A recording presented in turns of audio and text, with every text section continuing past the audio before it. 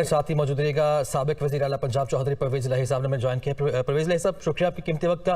क्या कहेंगे, पाकिस्तान के लिए एक बड़ा नुकसान, आपने तो परवेज़ मुशर्रफ के साथ काम भी किया, किस तरह से देखते हैं आप और किस तरह की शख्सियत से उनकी?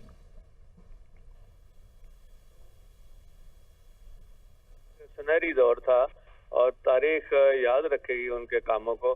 आप शुरू कर दें, बिस्मिल्लाह करें। जिन हालात में उन्होंने चार्ज लिया कुछ भी नहीं था यहाँ पे, और यहाँ पे शरीफ गए थे कोई 15 साल हुकूमत करके, और हर तरफ नाउमीदी और बिल्कुल डिफॉल्ट के ऊपर पाकिस्तान खड़ा था। उन्होंने सबसे ज्यादा खिदमत है, उन्होंने हर सेक्टर में पाकिस्तान को खड़ा किया। आपका सेक्टर ले लें, ये जो चैनल्स आपके बने हैं और जो आज़ादी दी है चैनल्स को, मीडिया को आज़ादी दी है, ये उस दौर में हुई थी। और फिर उन्होंने जब हमें सपोर्ट किया और फिर हमने 1122 जैसे इदारे बनाए, उसका अजर अल्लाह ताला ने देना है उनको, वो उनको ज़रूर मिलेगा। और सड़कें, पाकिस्तान जब से बना कोई 29,000 किलोमीटर सड़कें बनी हैं, इनके दौर में 35,000 किलोमीटर सड़कें बनी हैं। और फिर एक दफ़ा ज़ल्ज़ला आया तो उस वक्त मुशर्रफ साहब ने खुद ऐसा काम किया और उनका स्टेटस बन गया था। उनकी वजह से पाकिस्तान को जो एड मिली है आज तक नहीं मिली। बाद में शरीफों ने पता नहीं क्या, थोड़े से ज़ल्ज़ला आया तो उन्होंने एड भी कोई किसी ने नहीं उनको दी, और अभी भी ये शहबाज शरीफ जाके मंगतों की तरह करता रहे। तो असल मुल्क का अपना जो स्टेटस होता है, उसकी जो इकॉनमी होती है, उसके जो हुक्मरान होते हैं, ना अल्लाह ताला की तरफ से बरकत रही है उनके शरीफों के दौर में, और ना आज भी देख लें रुल गए हैं सारे। और साहब, यकीनी तौर पर आपके दौर में हमने देखा कि आपने उनके साथ मिलकर काम भी किया, उन्होंने तालीम को आम किया, फिर हमने आपके दौर में पढ़ा लिखा पंजाब का नारा भी हमने देखा। इसके साथ साथ बल्दियाती निज़ाम देखा जाए जो अब तक कोई और नहीं दे सका, वो भी मुशर्रफ साहब के दौर में आया। मैं इसी का जिक्र कर रहा था। आप देखें, जिसमें आपके चैनल को भी आज़ादी मिली और उनको कोई रुकावट नहीं किसी को की, और ख़ास तौर पे जो बल्दियाती निज़ाम था, 1 लाइन बजट हम देते थे, और साउथ में पहली दफ़ा वहाँ तरक्की हुई। हमने सारे जो डिविजनल हेडक्वार्टर थे वहाँ पे जाल बिछा दिया इसका कार्डियोलॉजी का, और और दवाइयाँ फ्री कर दी। और ये आप देखें, ये बहुत बड़ा कारनामा है। और फिर इकॉनमी के अलावा एग्रीकल्चर के हवाले से हमने 12 एकड़ के ऊपर टैक्स भी माफ़ किया, और फिर लेजर लेवरल दिए और फ्री पंप्स दिए इनको। और उस वक्त फर्टिलाइजर की ये हालात नहीं थे जो आज हैं। और एक दफा फ्लड आया तो आप बड़ा क्लोज रहे उनके, आपके दौर में जो काम आप भी गिनवा रहे हैं, हमें ये बताएगा कि ये काम जो है ये तो आवाम के सामने है ना, कोई ऐसा यादगार वाकया बताए जो उनके साथ, जो आवाम को मालूम नहीं है। जी, जो आवाम को मालूम नहीं, बस सबसे बड़ा वाकया ये है कि शरीफों के हवाले से मेरी और शुजा साहब की उनकी सहूलतों के लिए मुलाकात होती तो उन्होंने हमेशा उनको सहूलत दी है। ये खुद ही झूठ बोल के तो वो सारा कुछ सऊदी अरेबिया में करते रहे हैं, और फिर जो चीजें तय थी वो उसके पाबंद थे। एक दफा जो मुशर्रफ साहब वादा कर लेते थे, वो अपने कौल के पक्के और सच्चे इंसान थे, और जिस वजह से बाहर के मुल्कों में, खास तौर पे सऊदी अरेबिया में बड़ी उनकी इज्जत थी, कतर और कुवैत में बड़ी इज्जत थी। और इसीलिए हमारे बेहतरीन जो जितने हमारा हुनर था वो उस वक्त डेवलप हुआ। और देखें, स्टील मिल जैसा अदारा उस वक्त चल रहा, और PIA को उन्होंने एस्टेब्लिश किया, नए रूट्स उन्होंने लेके दिए। कोई एक काम नहीं है, हजारों काम उनके हैं। तो मैंने तो उनको रिक्वेस्ट की है कि आप उनको इधर आके इधर दफनाएं, ताकि उनकी एक हिस्ट्री है, पाकिस्तान को उन्होंने एक कौम को खड़ा किया है। यकीनी तौर पर साहब, जिस तरह आप भी कह रहे हैं कि पाकिस्तान को खड़ा किया उन्होंने, ये बताएगा कि उनके कुछ फैसलों पर तनकीद भी की जाती है, उस पर क्या कहेंगे आप? देखें, तनकीद का ये मौका नहीं होता, उनकी वफात हुई है, ये इसको पॉजिटिव रखें। जी,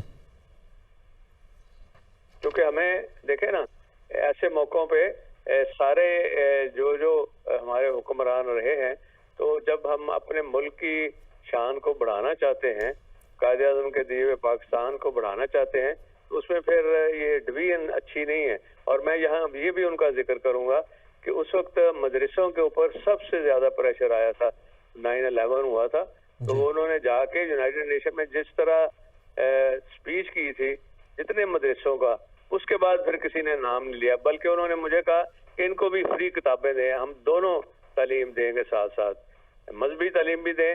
और आज हम अल्हम्दुलिल्लाह मैंने आके जो एज ए चीफ मिनिस्टर हमने पहली से 5वीं तक नाजरा और उसके बाद FA तक हमने। अच्छा चौधरी साहब, जिस तरह परवेज मुशर्रफ जो है वो पाकिस्तान, सबसे पहले पाकिस्तान का नारा लगाते थे और अमलन ये करके भी दिखाया, तो ऐसी क्या चीज़ है जो पाकिस्तानी अवाम को, सियासी कायदीन को फॉलो करनी चाहिए? देखिए, उनका जो यूथ का प्रोग्राम था, यूथ को उन्होंने इनकरेज किया और नादरा जैसे डेटाबेस सिस्टम को बनाया। फिर IT सिस्टम जो पहली दफा बना पाकिस्तान के अंदर, जिसमें बेहतरीन इन्वेस्टमेंट की गई। इधर जो टावर बनाया मैंने, IT का टावर उस दौर में, तो ये सारे काम उनके दौर में हैं। बेशुमार सड़कें बनी हैं, मोटरवे बने हैं उनके दौर में। और फिडमिक जैसा अदारा इंडस्ट्रियल स्टेट बना है, आज हजारों फैक्ट्रियां वहाँ काम कर रही हैं और पाकिस्तान आगे की तरफ तरक्की कर रहा है। उनका जो एक सबसे बड़ा था वो जिद्दत पसंद इंसान थे, प्रेसिडेंट थे हमारे। और बाद में कई लोगों ने, ये इफ्तिखार चौधरी जैसे लोगों ने, फजूल लोगों ने उन्होंने खराब करने की कोशिश की। तो उनका एक विजन था कि आम आदमी, गरीब आदमी और उनके बच्चों को हमने तालीम देनी है। जैसे मेरा प्रोग्राम था पढ़ा लिखा, मेरा ख्वाब पढ़ा लिखा पंजाब, फिर फ्री एजुकेशन कर दी। फिर साउथ में खास तौर पर बच्चियां नहीं जा रही थी, वहाँ फ्री एजुकेशन की और बच्चियां जाना शुरू हो गई और उनको वजीफा भी देना शुरू कर दिया हमने। इस तरह लेके आए। फिर डॉक्टर दूर दराज इलाकों में नहीं जाते थे, उनको हम वापस लेके आए। और ये सारी एक छोटी छोटी चीज के ऊपर भी वो अपना टाइम देते थे। इधर पंजाब में आके उन्होंने बैठना और फिर सारे सूबों में जाके उन्होंने यही कोशिश की कि अमन और सुकून होगा तो डेवलपमेंट होगी। इसीलिए 8.3% GDP ग्रोथ था उस जमाने में। बिल्कुल। चौधरी साहब ये भी बताएगा कि जिस तरह आप भी उनके काम गिनवा रहे हैं, उनका विजन आपने बताया, जिस तरह काम हुआ आपके दौर में, आवाम ने देखा, आवाम को नजर भी आया, ये बताएगा कि कश्मीर कॉज के हवाले से क्या उनका विजन था, किस तरह से लेके आगे चले उसको? कश्मीर के हवाले से वो फिक्रमंद थे और कश्मीरियों के साथ जो जुल्म हो रहा था उन्होंने कहा कम से कम अब रोक देना है। वो गए वहाँ हिंदुस्तान में, उनसे बात की और हमें भी कहा कि आप भी इधर पंजाब के हवाले से जो कर सकते हैं वो हमारा दौर उस वक्त हुआ। उनके साथ राब्ते अच्छे हुए और अच्छे राब्ते होने का फायदा वहाँ के मुसलमानों को हुआ। और जो कावड़ में मुसलमानों के साथ हुआ वो आपके सामने है, मीडिया ने उसको हाईलाइट किया और वहाँ मुसलमानों का कोई हाल नहीं है आज। तो उनके दौर में ये कम से कम नहीं था। और फिर ओवरसीज पाकिस्तानियों की बड़ी इज्जत थी उस जमाने में और आज कुछ भी नहीं है। आज आप अंदाजा कर लें जो कुछ हो रहा है यहाँ पे। और जब ये ज़लज़ला आया उसमें जितना उन्होंने काम किया है, आपकी सोच है। चौधरी साहब, जिस तरह आप भी उनकी खिदमात गिनवा रहे हैं, एक ऐसा लीडर जो पाकिस्तान का सदर भी रहा, आर्मी चीफ भी रहा, पाकिस्तान को उसने सर्व किया, बड़े अच्छे तरीके से सर्व किया। फिर हमने ये भी देखा कि जब वो दुबई गए, बीमार हुए, उनकी बीमारी पे भी बड़ा हमने देखा कि मुतनाज़ा बनाया उनकी बीमारी को। तो उन लोगों के बारे में क्या कहेंगे जो उनकी बीमारी को जिन्होंने मुतनाज़ा बनाया? मैं उनके बारे में कुछ नहीं कहता। उनको ये होना चाहिए, खुदा का खौफ के मरना सब ने है, उसमें तो कोई किसी को डाउट नहीं होना चाहिए। ताकि आप ऐसा काम कर जाएं, अगर हुक्मरानी अल्लाह ने दी है, एक तो बेईमानी ना करें, वो शरीफों ने छोड़नी नहीं है सारी जिंदगी, इनके बच्चों ने भी। और तकब्बर नहीं करना, तकब्बर तो उनकी तुरा इम्तियाज है। तो कोई ऐसा काम हम छोड़ के जब जाएंगे तो फिर ही लोग हमें याद करेंगे, हमारे कामों को याद करेंगे, बिल्डिंगों को किसी ने कुछ नहीं याद करना। अच्छा चौधरी परवेज इलाही साहब, जिस तरह के परवेज मुशर्रफ एक बड़े निडर लीडर थे, तो उनके दौर इक़्तिदार में भी हमने देखा तार चढ़ाव भी आया, तो जब क्रिटिसिज्म आता था तो वो उसको किस तरह से फेस करते थे? वो बड़े पॉजिटिव तरीके से फेस करते थे और कहते थे भी ये कि आप इनको हक देंगे तो ये बोलेंगे जाके इनकी भड़ास निकले और उसमें से आप कोशिश करें को बेहतरी की चीज निकल आती है जो इनके फायदे के लिए, जो आम आदमी के फायदे के लिए, तो उसको हमें अपनाने में कोई हर्ज नहीं है।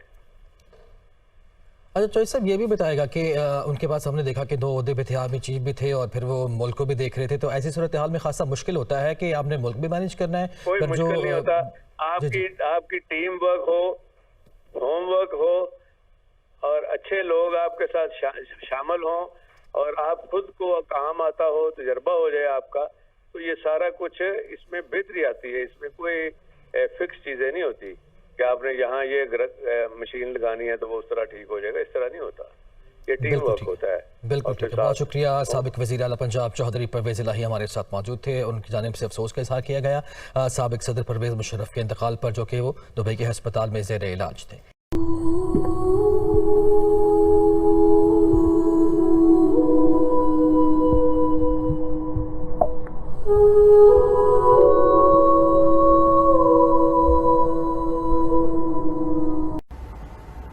greatest achievement is, I think my greatest achievement is the economic revival of Pakistan.